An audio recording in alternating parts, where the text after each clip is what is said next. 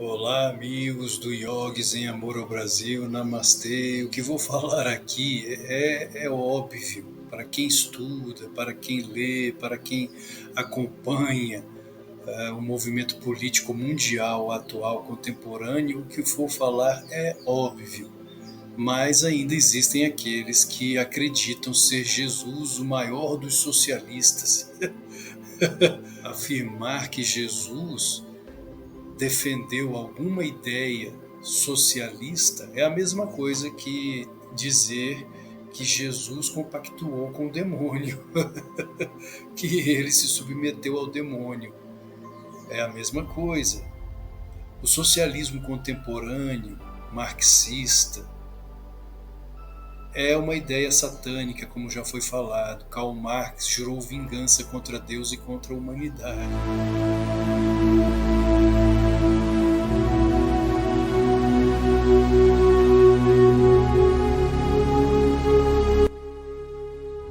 A miséria religiosa constitui ao mesmo tempo a expressão da miséria real e o protesto contra a miséria real. A religião é o suspiro da criatura oprimida, o ânimo de um mundo sem coração e a alma de situações sem alma. A religião é o ópio do povo.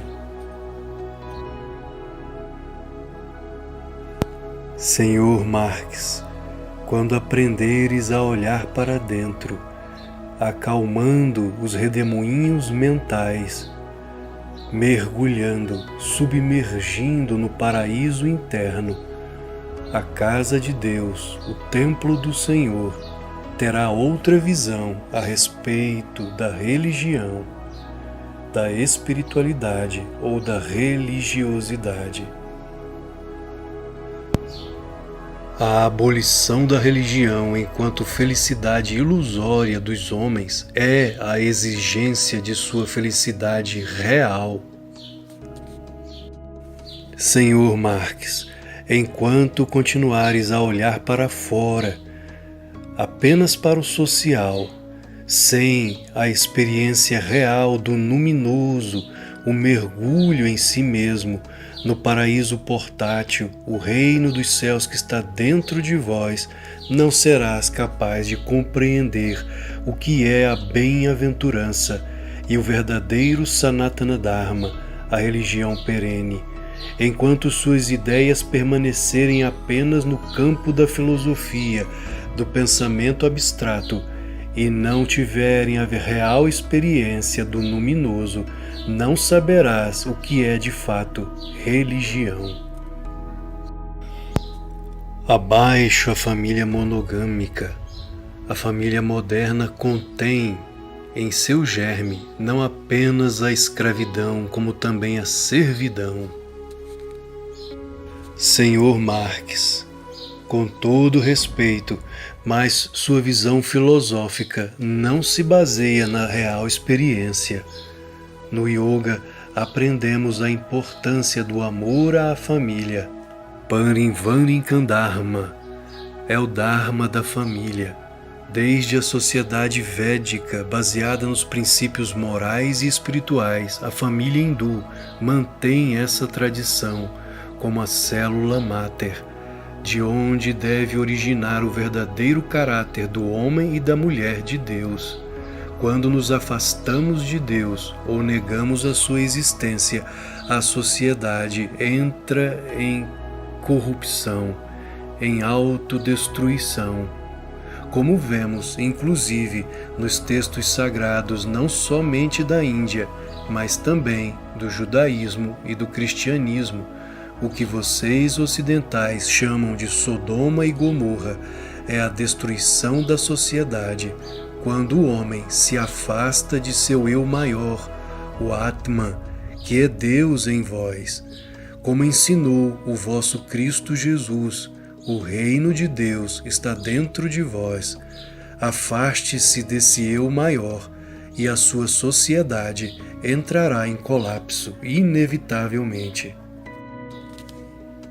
Em sua filosofia do materialismo dialético, Negas a Deus, Senhor Marx. Negas a tudo que é espiritual e metafísico. Afirmas que somente o social é real. Se o mundo se reduzisse apenas à preocupação com o social, negando o espiritual, a alma, o self, o Atman, o eu real em nós, a natureza mais profunda e essencial, estaria em apuros. A desconstrução do espiritual leva muitos à autodestruição, ao suicídio.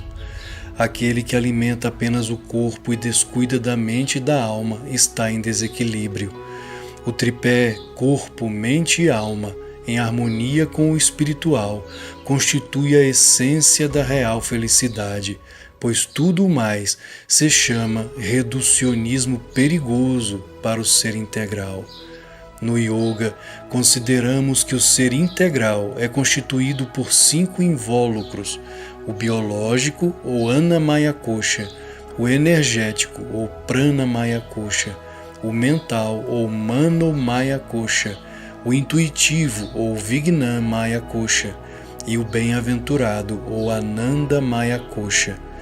Os 5 invólucros encobrem o eu real, ou Atman, que o Senhor, em sua filosofia materialista, nega a existência. Em sua obra teatral inacabada, Oulanen, o Senhor, Karl Marx, jurou vingança contra Deus e contra a humanidade. No yoga, aprendemos a amar a Deus e a seguir o Dharma. Tudo que está fora do Dharma é contrário à lei e, como consequência, só pode trazer desgraças ao mundo, como vimos ocorrer em nações que adotaram a sua filosofia e sistema marxista. Holodomores, gulags, morte por fuzilamento. Em qualquer lugar onde a sua filosofia é aceita, Senhor Marx, a morte chega a galope. Portanto, olhe para dentro, como ensinaram Krishna, Buda e Cristo, porque o reino de Deus está dentro de vós.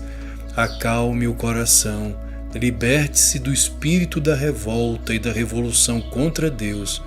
Os grandes santos yogis e mestres da Índia provaram do néctar da paz e da imortalidade, felicidade morredoura da alma, que em hipótese alguma se compara ao vil metal de vossa filosofia de morte. Limpe-se do lodo da incompreensão e redescubra o diamante da alma imaculada.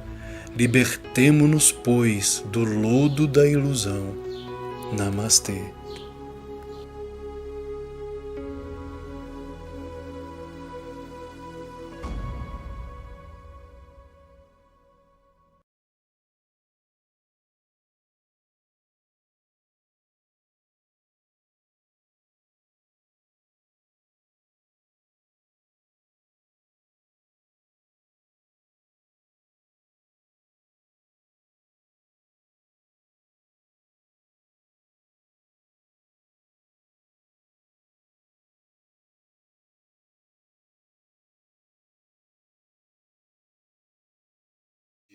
Esse é o primeiro ponto.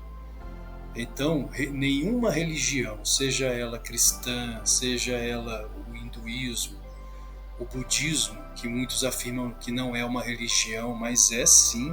O budismo não é só uma filosofia. O budismo é uma religião. É um religare. Com o quê? Com o Buda.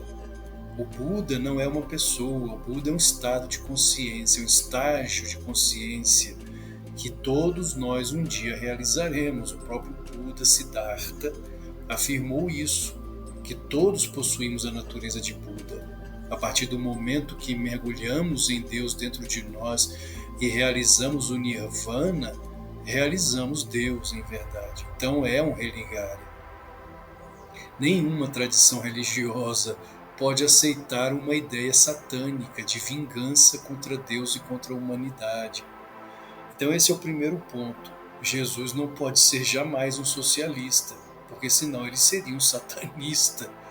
O segundo ponto é que o marxismo, comunismo, socialismo e todos os seus demais ismos, incluindo o nazismo, fascismo, que são pontas de lança do comunismo, quem bancou Hitler?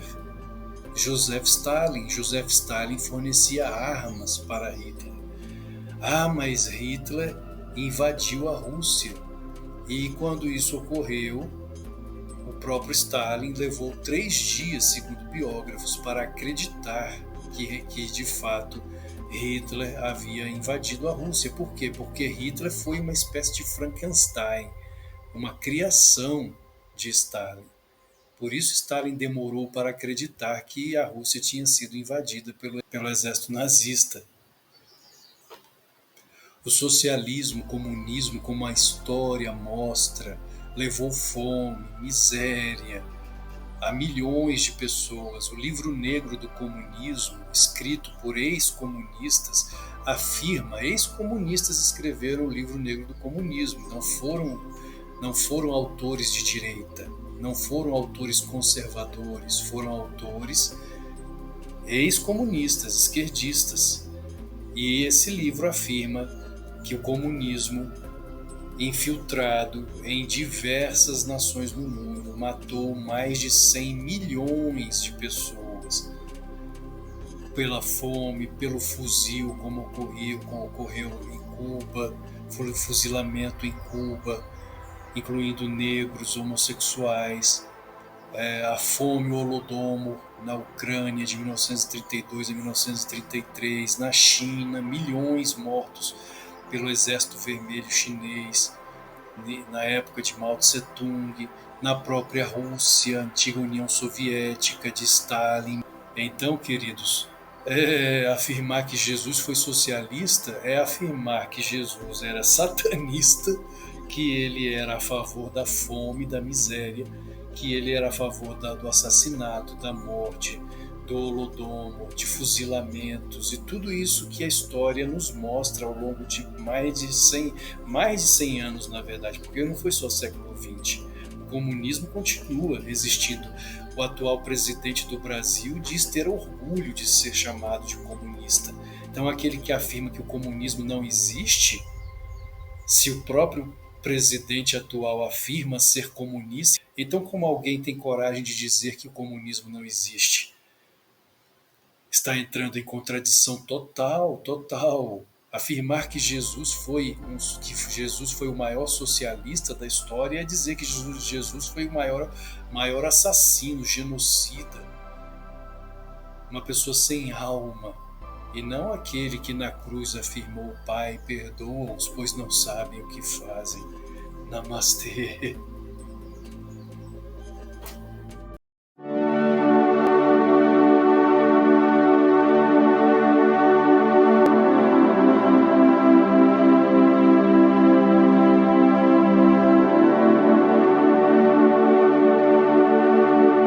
Disse o Senhor Krishna: sempre que a virtude, o sagrado Dharma, declina e o vício, o Adharma, predomina, eu me encarno como avatar. Apareço em forma visível, era após era, para proteger os virtuosos e destruir a prática do mal, a fim de restabelecer a justiça. A inversão do Dharma, as virtudes éticas, morais, espirituais, tem sido praticada nos tempos atuais, assim como foi na época do Senhor Krishna. E quando invertemos os valores, ou seja, o sagrado Dharma, a sociedade inteira está em perigo de extinção. Porque o Dharma, as virtudes éticas e morais, constituem o norte sem o qual andamos como cegos. Sem o Dharma, a sociedade estará entregue ao crime e aos vícios, sem qualquer sentido real para viver. É neste momento que o Senhor precisa voltar para restabelecer a justiça entre os homens. Mas Ele pode e deve voltar em nós, em cada um de nós. E este é o papel do Yoga real conservador. Mas o Yoga real, nascido da profunda sabedoria dos rishis, sábios iluminados, da Índia antiga e moderna, está mortalmente em perigo. Quando a tradição, Sampradaya, é deixada de lado, é trocada em nome de um falso progressismo. Perdemos a inestimável riqueza espiritual do yoga, legado imortal, patrimônio da humanidade. É por isso que praticantes de yoga, professores e amantes dessa tradição de sabedoria milenar estão unidos. Em defesa do yoga real, em amor ao yoga real. Yoga védico, dos santos iluminados da Índia, tanto dos tempos védicos quanto da contemporaneidade. Somos yogis em amor ao Dharma e em amor ao Brasil. Namastê. Nós somos os yogis em amor ao Dharma e em amor ao Brasil. Nós somos os yogis em amor ao Dharma e em amor ao Brasil. Nós somos os yogis em amor ao Dharma e em amor ao Brasil. Nós somos os yogis em amor ao Dharma e em amor ao Brasil. Nós somos os yogis em amor ao Dharma e em amor ao Brasil. Nós somos os yogis em amor ao Dharma e em amor ao Brasil. Nós somos os yogis em amor ao Dharma e em amor ao Brasil. Nós somos os yogis em amor ao Dharma e ao Brasil. Somos os yogis em amor ao Dharma, o e em yoga amor real, ao Brasil. que é conservador, Namastê. contempla o respeito aos preceitos éticos individuais, Vyakti Dharma, os preceitos éticos da família, Parinvarnika Dharma, os preceitos éticos da sociedade, Samandya Dharma, os preceitos éticos do amor à pátria, Rastra Dharma, e os preceitos éticos do amor à humanidade, Manava Dharma. Portanto, não há yoga fora do Dharma.